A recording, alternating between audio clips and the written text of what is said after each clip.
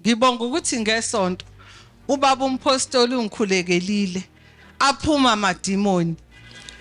Kuthe izolo sengisekhaya ngabo 5 kwakhala isikhova phezulu kwasekhaya kunezigcobo zikagesi.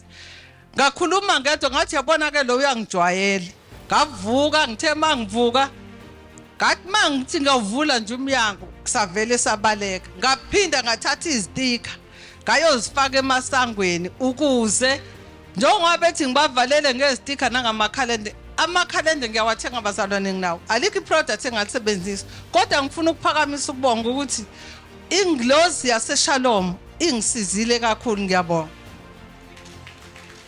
Ngimthanda kakhulu uNkulunkulu engiphakama nako khona ilento ye-envelope lana eyenziwayo ngabhala la envelope-ini ngangifuna ukuthi umalume umfowethu simthole ngoba manje bese lokho esidukele wahamba nomfelokazi samfuna sangamthola manje yena washiya unkosikazi emva kwaloko masisibhalele ngayiletha la wafona kumfowethu sekuthandaziwe wafona umfowethu wathi hayi ngisempumalanga ngiyasebenza khululekani ngabonga ukuthi amandla ogcobo lompostoli ngiyabonga kakhulu. Ngiyanibingelela bazalwane. Benginenkinga ngigula ngingakwazi ukuhamba emlenze. Kodwa kuningi nje ngakubonga kumpostoli namaproduct akhe. Lokhu kwanamhlanje kungivezela olubala nekhanda lami bungathi liyaduma liyasangana nje. Kodwa lokho angithandazeke kuFacebook.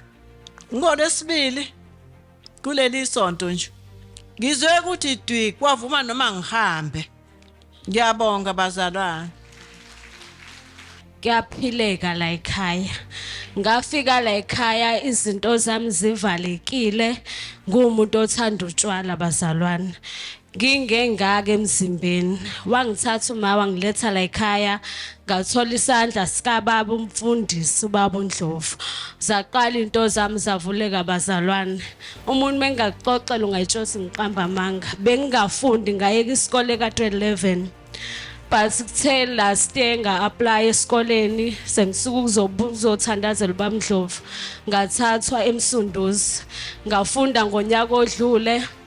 Ngiloko ngiletha izinto zami la ekhaya zobusiswa bekunzima bazalwane but ngawuphasa ulevel 1 ngaphasa ulevel 2 wami manje ngika level 3 nakhona kunzima kepha ngamandla onogcobo la ekhaya ngiyathemba ukuthi ngizophumelela.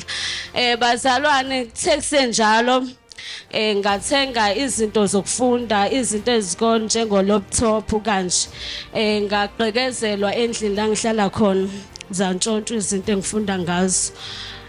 Ngase ngiyabhala incwadi bazalwane icelo ngayiletha last week. Bazalwane nginitshela ukuthi umkhondo sengutholile la khona into zami zidayiswe khona ngiyabonga.